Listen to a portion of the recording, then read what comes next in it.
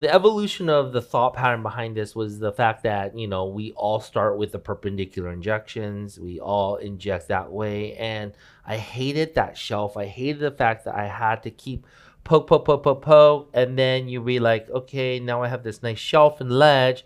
Now I have to go underneath it and poke, poke, poke, poke, poke to try and mash it and blend it. And I hated that.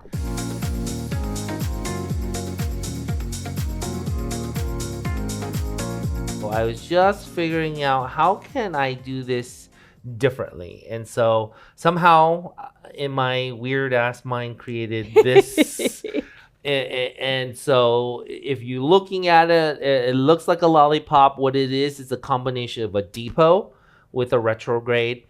I choose between 2 to 3 points on a cheek, on a whole zygoma to utilize, and literally it's 2 to 3 points.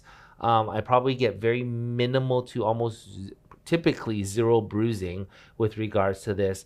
This technique will allow you to give more lifting, in my aspect of it, lifting to the face, which means you're building the illusion is you're building more of this lid cheek junction to the cheek. So the lid and the cheek, actually that transition smooths out a lot better because of the way we're angling this. So we're coming from an inferior position, gliding up the zygoma and placing it, and you're looking at it in a your needle's going to be parallel to the zygoma. So you're in the preperiosteal space, and then I'm putting a big depot at the top, which allows the product to go forward instead of, when you're coming in at a perpendicular way, coming out and widening the face. And I think the look I get out of this technique is a much more slimmer contoured cheek rather than a wide cheek that I see majority of people out there have.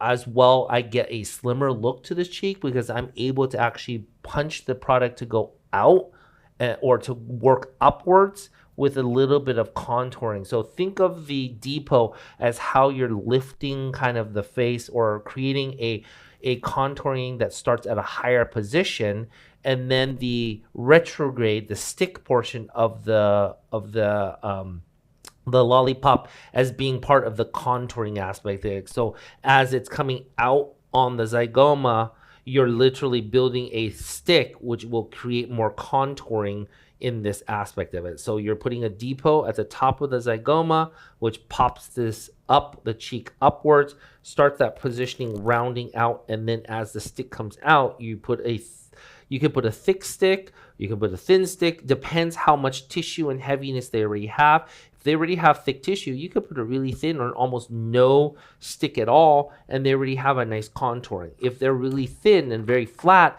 you can build a depot, and then you can make a very thick stick, which allows that contouring to continue contiguously from what you've built off the actual, I guess the candy, the lollipop portion of it. Yeah, and I think you developed this out of critical thinking, because when we do depots, it can look very stark. It can look very stark and harsh. Yes. And when you come in from the bottom, you're really kind of building it. You're watching that tissue change.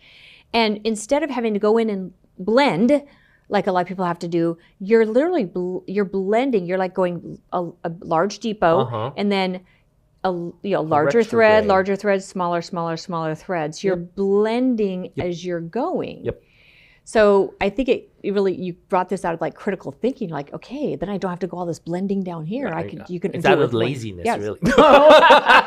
It's out of laziness. You're not lazy. But it makes sense. It makes total sense. It is a more advanced technique. So if you haven't injected for a while, don't go try this at home because it is not as easy as it looks. And he's going to make it look easy. He's done it for 15, 16 years. And honestly, because I think it's safer in a sense to do it, and maybe not as safe as a cannula, but I think it's safer than perpendicular injections, and I have control over where my product is going to go. My belief really is you go perpendicular like a hose with water coming out to the ground.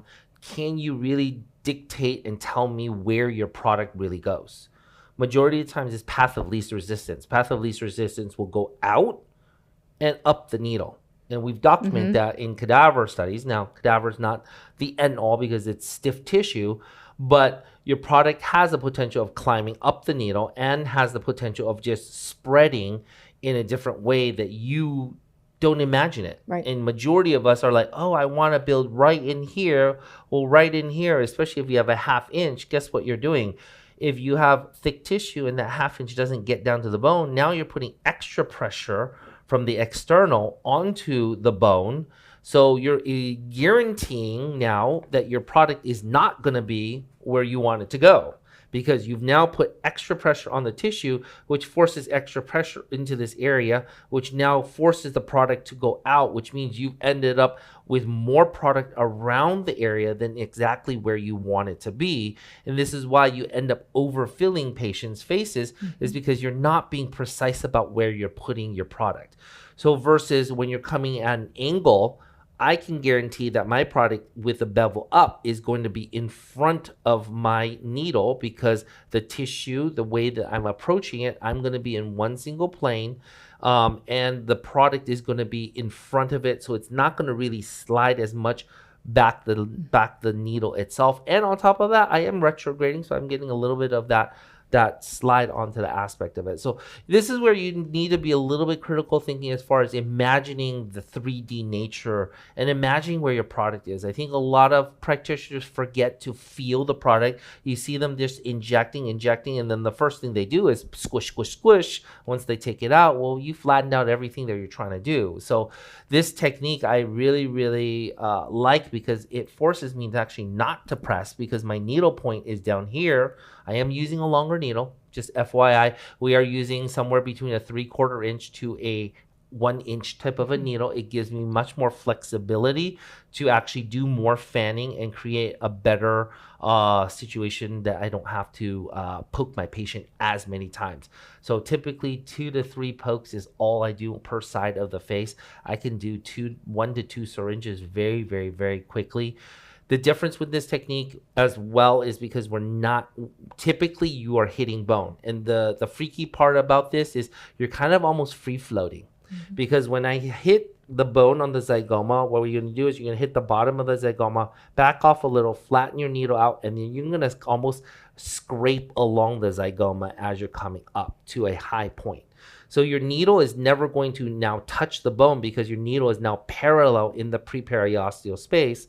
And so when you inject and you add volume, you're injecting free floating, because the needle is deep underneath on the pre-periosteal space. You pull up on the needle, you can feel it's tucked down tightly by that tissue, but your needle point itself is not touching any bone whatsoever. So when you push the product, you're going to see the tissue actually raise and lift up. And then as you are retrograding, you're retrograding along the bone as you're coming out and creating the stick.